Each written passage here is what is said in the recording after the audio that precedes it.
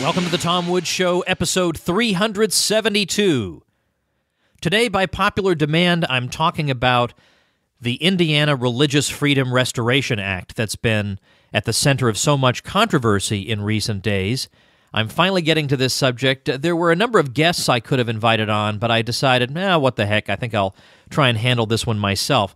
So what I'd like to do is give some background and context to this at the beginning, and then at the end say something more generally about anti-discrimination law and government.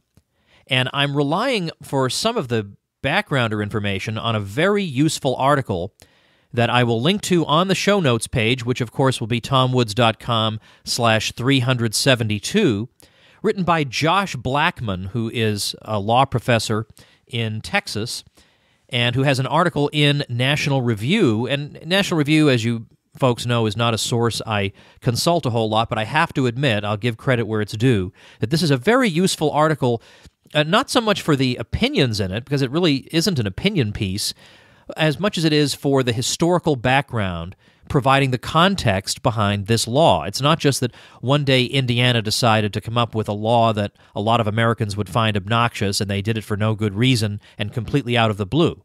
That's absolutely false. So I want to go through this bit by bit. The Indiana law that has caused so much controversy is actually modeled on a 1993 U.S. government law with the same name, Religious Freedom Restoration Act. It's been adopted more or less in more or less similar form in 19 other states, and the Obama Justice Department and 4 federal courts of appeals have more or less taken the position that is at the center of the Religious Freedom Restoration Act, which is, and this is the area of controversy, that this act can be used as a defense in private suits, that is, in suits in which neither party is a governmental entity, private suits that involve the enforcement of laws that substantially burden the free exercise of religion. Now, the story of this act, of the federal law, goes all the way back to 1990 and the case of Alfred Smith.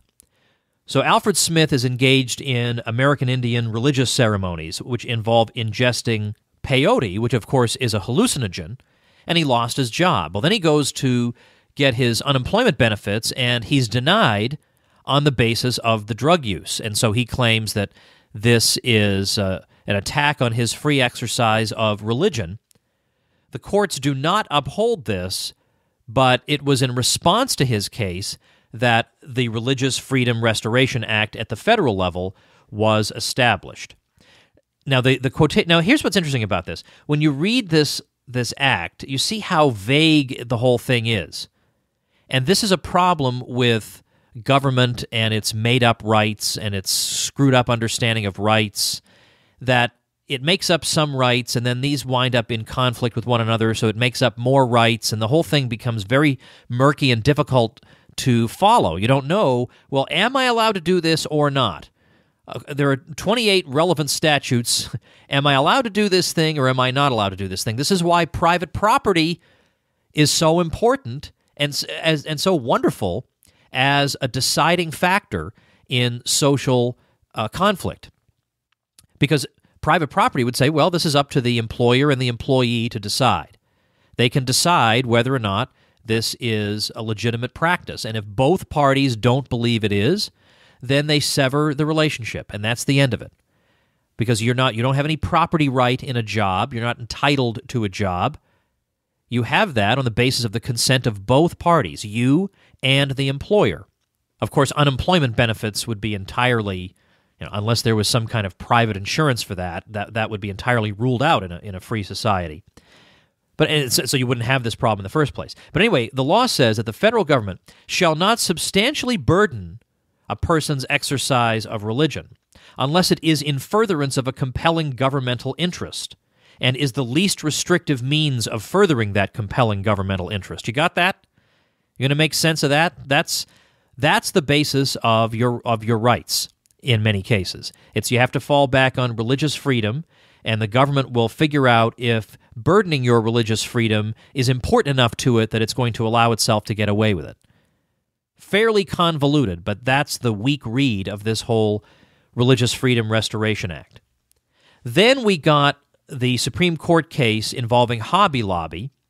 Using the Religious Freedom Restoration Act, it came to the conclusion that the federal government could not force Hobby Lobby to offer health insurance to its employees that included contraceptive coverage. But what remained unclear, and this is the context for the Indiana law, what remained unclear is, does the Religious Freedom Restoration Act apply only in cases involving the government? With Alfred Smith, he was suing the government because the case had to do with unemployment benefits. The Hobby Lobby case involved a government program being forced on Hobby Lobby. But could the Religious Freedom Restoration Act be appealed to in cases brought by entirely private parties? Could I, as a private party, have recourse to the Religious Freedom Restoration Act when another private party comes to me and tries to enforce a federal law against me? It's not the government, it's a private party. That's the question. Now, most circuit courts that have spoken on this have concluded that yes, the Religious Freedom Restoration Act extends in the defense that it allows to cases in which a private party comes at you and says, I'm going to enforce such and such against you. You are allowed to defend yourself on the basis of the Religious Freedom Restoration Act. So even if it's not the Justice Department coming after you, even if it's not a government agency coming after you, if it's a private party using a federal law, for example, an anti-discrimination law against you, you can appeal to the Religious Freedom Restoration Act. That's what most judicial rulings have concluded on this subject. Now, in the article that I'm going to be linking you to at tomwoods.com/372, there are a number of examples of this to help make this clear. I'll give you an example, give you a couple of examples. We'll talk about the New Mexico case also. In 2005, the Second Circuit Court of Appeals heard a case involving a clergyman of the New York Methodist Church, and this clergyman had been forced into retirement at age 70. And different churches have different rules on this. I know that Catholic churches, when it comes to bishops, there's a retirement rule at 75. Unless it's waived by the Vatican, it's assumed that you're going to retire at age 75. Well, here you had a clergyman being forced into retirement at age 70, and so he brings an anti-discrimination claim against the New York Methodist Church, an age discrimination claim. And the church comes back with, well, this would burden our free exercise of religion. So here you have two entirely private parties, a clergyman and the New York Methodist Church, no government involved. And the Second Circuit Court of Appeals ruled against this clergyman, saying that yes, it is perfectly okay for this church to have its own rules regarding retirement, and that is part of its free exercise of religion. So in other words, here was a case with a circuit court saying that the Religious Freedom Restoration Act does allow a defendant like the New York Methodist Church to use that act in its defense in a case in which only private parties are involved. Now, there is a minority position, however, that's held by a minority of judges that claims that the Religious Freedom Restoration Act applies or can apply only in cases involving the government directly. When the government comes after you, then you can use the Religious Freedom Restoration Act. But when a private party comes after you and simply appeals to a federal law, some kind of anti-discrimination law, then you can't. Or if it's a state-level Religious Freedom Restoration Act where there's still this ambiguity, and let's say you've got anti-discrimination law in the state and you're accused of discrimination, you can't, according to this more narrow reading, use the Religious Freedom Restoration Act as a defense in your discrimination case. And the classic case of this occurred in New Mexico, and it turns out it was one of my old friends from Harvard, whom I've stayed in contact with from time to time over the years, who actually represented the photographers in the case. It was a group of photographers who had refused to take photographs of a lesbian wedding. Now, in a private property society, that'd be the end of it. Okay, they don't want to do it, And in a civilized society, only if both parties want to have an interaction with each other does that interaction take place. Only if two parties want to engage in an exchange does the exchange take place. That's how civilized people act.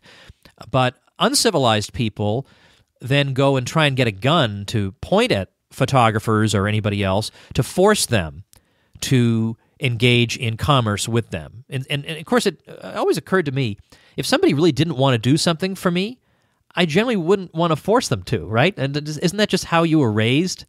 You know, why would I do that? Why would I want to make people? If I knew people didn't want me around, I would feel weird being around. Like it may be the worst injustice in the history of mankind that they don't want me around because I am such a pleasant person and fun to be with.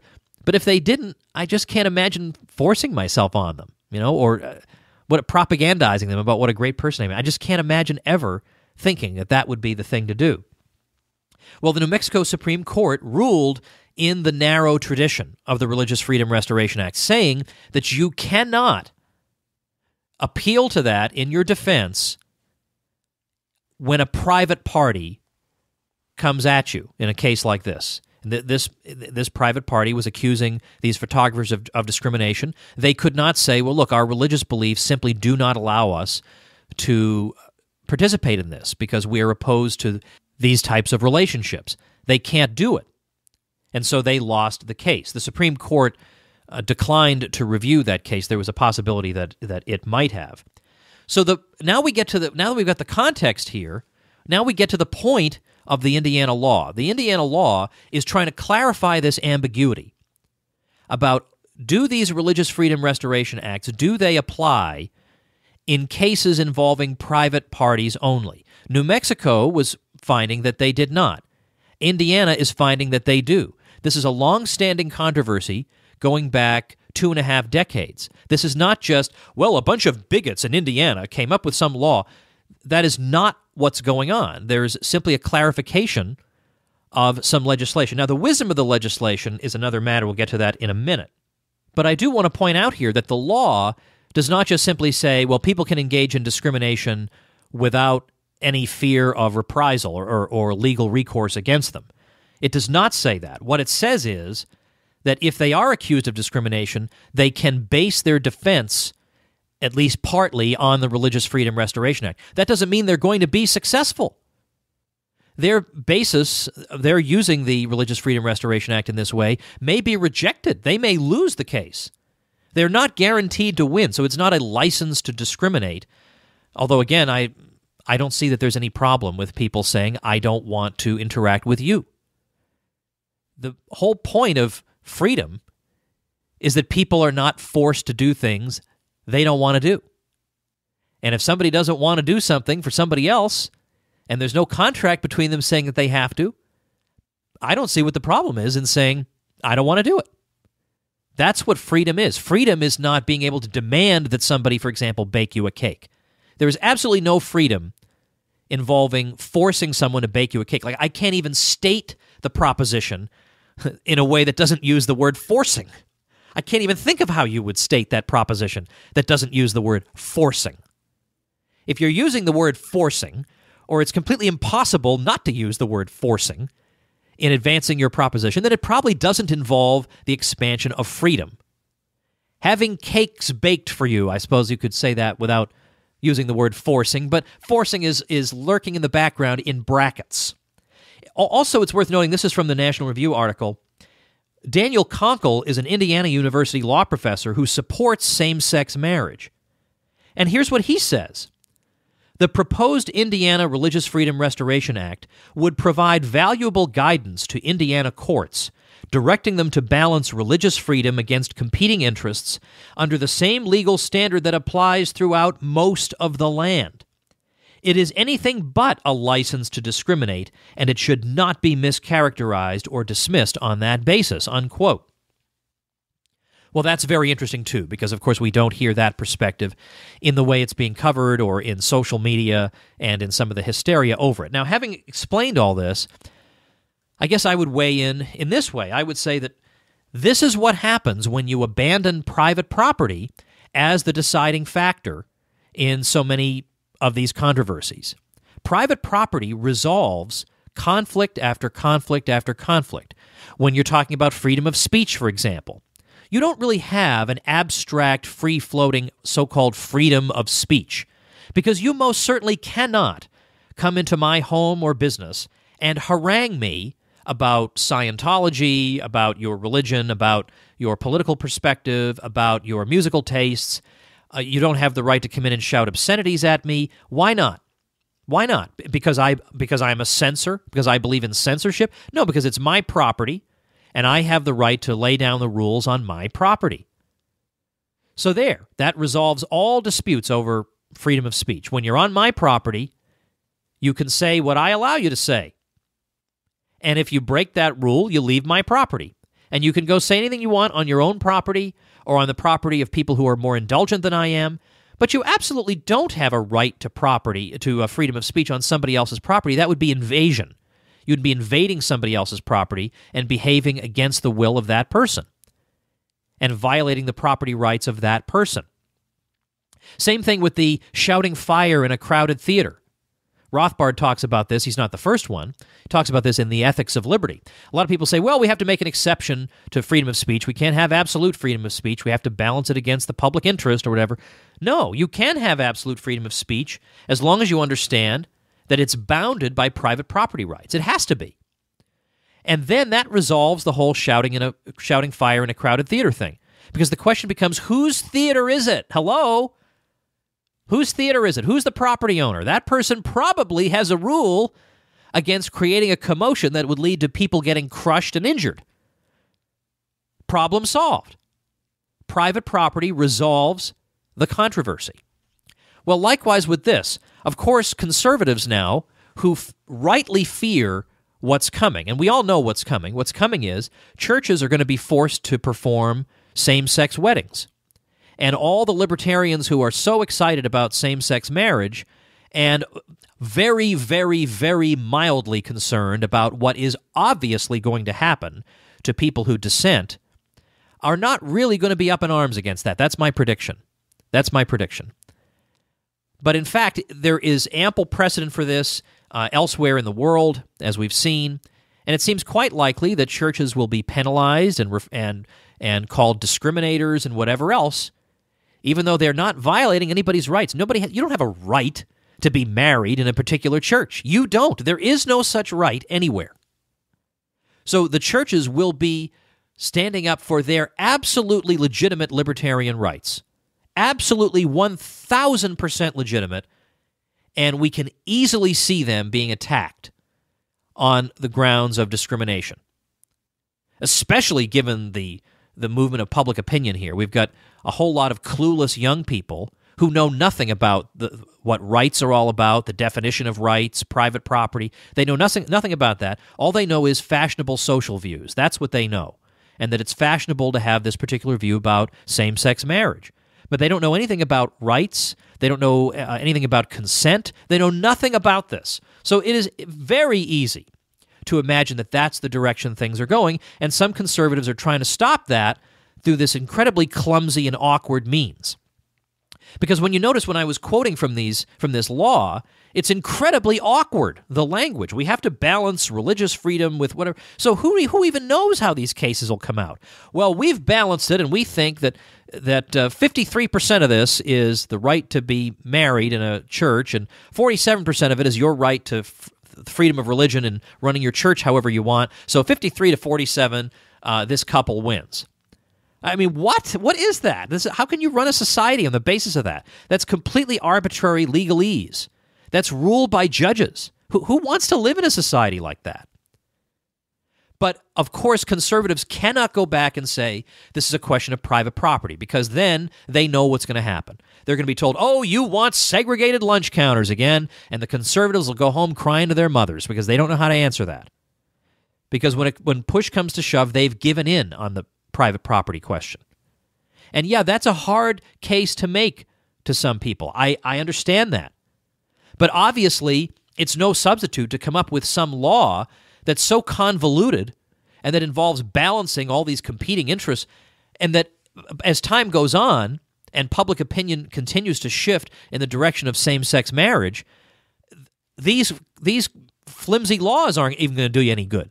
So even watering the whole message down to this point, where instead of saying it's my private property and I can do what I want, and instead it's this, well, look, I have some religious beliefs that you have to respect. You water it down to that level, you're not even going to have that when all is said and done. You're not even going to have that. What it boils down to is, do you believe in forcing people to engage in transactions they don't want to engage in? Do you believe that violence, because that's what this is violence, this is the threat of violence. Do you believe violence is the way to win acceptance? Is that the best way to win acceptance, with threats of violence? Or do you believe that maybe we shouldn't transact with each other if you don't want to? I mean, isn't that something, again, weren't we taught that as kids? If so-and-so doesn't want to play with you, you can't make them. Even though it seems like they should want to play with you. You're wonderful, you haven't done anything to offend them. Why aren't they playing with me? But you can't do that, because those people are people too. And they have an integrity that ought not to be compromised. And yes, I mean, nobody wants to live in a society with signs in the window saying so-and-sos can't dine here and whatever, but I mean, in this day and age, the internet would put a stop to that in 5 seconds. The person would be boycotted out of existence. But on a case-by-case basis, if you just simply don't want to do something, why shouldn't you be able to not do it? And by the way, you should be able to put a sign in your window. There's nothing wrong with putting a sign in your window from a libertarian standpoint. It may be a jerk, the sort of thing that only a jerk would do, but you do have the right to be a jerk. If you didn't have the right to be a jerk, there would be no merit whatsoever in being a moral person. If you didn't have the right to choose to be a jerk also. And some people say, look, once I know who the discriminators are, then I'll know where not to spend my money. Well, that's a good point too. But also for me, the main issue is not the right to, not serve whole classes of people, because I think that's very unlikely that most people would actually want to do that. Most people want to earn money. Most people want to engage in commerce with others that they don't agree with, because what they do agree with is that person has money he wants to give me, and I want to receive that money. That's grounds for agreement. But these anti-discrimination laws are used not so much because somebody is saying, no Irishman can come into my restaurant. They're used because, let's say you're running a hotel, and you have a group of people, and let's say they're black, and they're causing a commotion, and they're being extremely inconsiderate and loud, and you're getting a lot of complaints from your other customers. Well, what do you do? I mean, can you say, well, look, we have to throw you out. If you're not going to behave properly, we're going to have to throw you out. Well, most hotel operators would be terrified to do this because they know what's going to happen to them. They'll be accused of discrimination when it has nothing to do with race. These are loud people. I want to get them out. I would get loud white people out of my hotel too. But everybody knows how this works. You are automatically assumed to be a racist and a discriminator, and your livelihood is destroyed and your reputation is destroyed. Or let's say, I gave this as an example in a previous episode, let's say you are cracking down on shoplifters. And let's say that you are throwing people out of your store you suspect of shoplifting, or you've caught shoplifting. And let's say that disproportionately these people belong to minority groups, and that's just the way it turns out. You would be accused of discrimination for asking people to leave your property because they're in the process of stealing things. You would be accused of discrimination. And you would have very little way to defend yourself. But yeah, what am I supposed to do as a store owner? Am I supposed to say, well, I've already thrown out my quota of this race of people this month? What is this? Is insane. And of course, normally you don't want to throw people out of your establishment because you want them to buy things. Right? Like, what are the chances that somebody would want to abuse this to the point where they're just throwing paying customers out for no good reason? Right? I mean, who would want to do that, especially in this economy? You want every buck you can wheedle out of the public, for heaven's sake. And I think, by the way, think of my own case. I'm Armenian, or at least I'm fully half Armenian. And the Armenians and the Turks have long-standing hatreds between them. Now, I personally have no hatreds toward anybody. I don't have any problem whatsoever with people who are Turks, but I know there are Turks who don't like Armenians, and I know there are a lot of Armenians who don't like Turks. And, of course, there's a really ugly history that involves Armenians and Turks. But the point is, if I went into a Turkish restaurant and they knew I was half Armenian, and they're just sitting there glaring at me the whole time, and they really don't want me there, I don't think I'd go to the Justice Department and say, these people, they don't seem to want me in their restaurant. I think I'd say, I think I'm going to eat somewhere else. And it's a shame that I should have to, but life isn't fair, and there are a lot worse things that could happen to me. I just can't imagine saying, these are people who don't want me on the premises, but I'm going to force myself in here anyway. I don't understand that personality type. But ultimately, if you're going to rest your right to say, look, I don't want to do this, for whatever reason, because it violates your religious beliefs, because you're lazy, because whatever.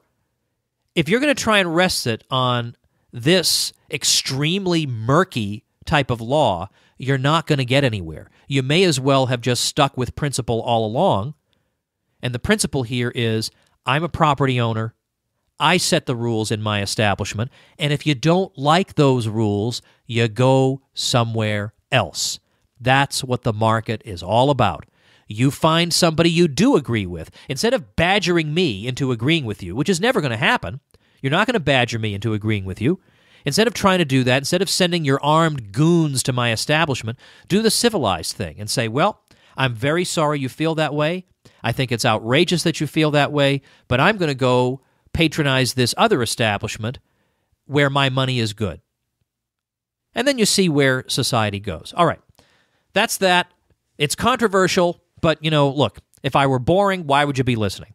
So if you like this, if you like the show, if you like these sorts of topics, you'll enjoy my new book, Real Dissent, A Libertarian Sets Fire to the Index Card of Allowable Opinion, because we're way off the index card of allowable opinion in this episode.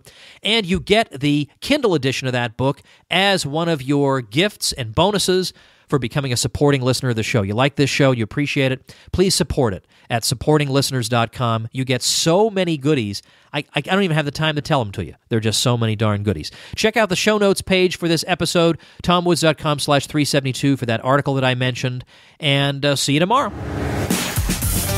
The Tom Woods Show.